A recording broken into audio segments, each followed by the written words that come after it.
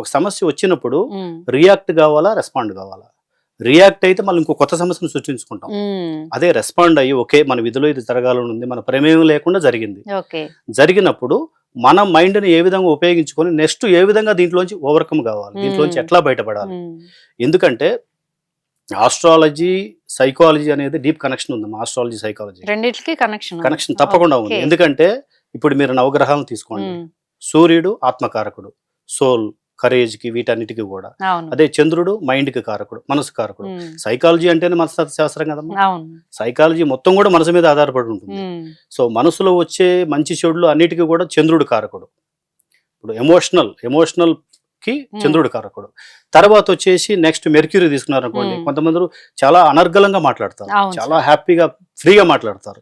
వాళ్ళకి బుధుడు, ఎందుకంటే మెర్క్యూరీ కమ్యూనికేషన్స్ కి ఎక్సలెంట్ బుధుడు. తర్వాత జూపిటర్ నాలెడ్జ్.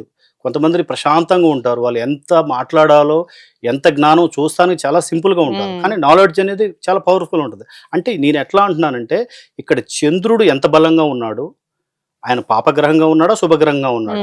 ఇప్పుడు శుభగ్రహంగా ఉంటే వాళ్ళ వే ఆఫ్ థింకింగ్ ఇక్కడే ఉంటారు, బాడీ ప్రెసెంట్, మైండ్ మాత్రం ఎక్కడెక్కడో వాళ్ళు ఎన్నో ప్లాన్ చేస్తారు.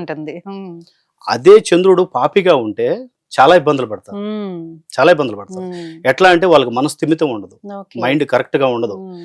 ఎందుకు చెప్తున్నానంటే మేడం, ఇప్పుడు బాడీ మైండ్ అనేది మనం తీసుకున్నప్పుడు మైండ్ స్ట్రాంగ్ గా ఉంటేనే బాడీ మనకి సహకరిస్తుంది.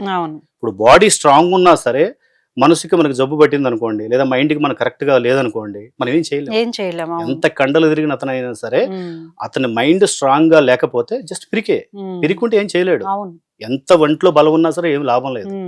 ఆ విధంగా ఇక్కడ ఉన్న గ్రహాలకి, ఇప్పుడు సాటర్న్ తీసుకోండి మేడం, సాటర్న్ కర్మకారకుడు, రూల్స్, డిసిప్లిన్. అదే గ్రహం తక్కువ డిగ్రీలో ఉంటే హింస పెట్టేస్తాడు పాపిగా ఉంటే, అదే శుభుడుగా ఉంటే ఎంత యాక్టివ్ అంటే అంత యాక్టివ్ ఇస్తాడు. అయితే ఏంటంటే ఇవన్నీ తెలియాలి అంటే, ఈ నివార్య కర్మలు అనివార్య కర్మలు ఇవన్నీ తెలియాలంటే ఎక్కడ తెలుస్తాయి మనకి? జాతక చక్రంలో తెలుస్తాయి.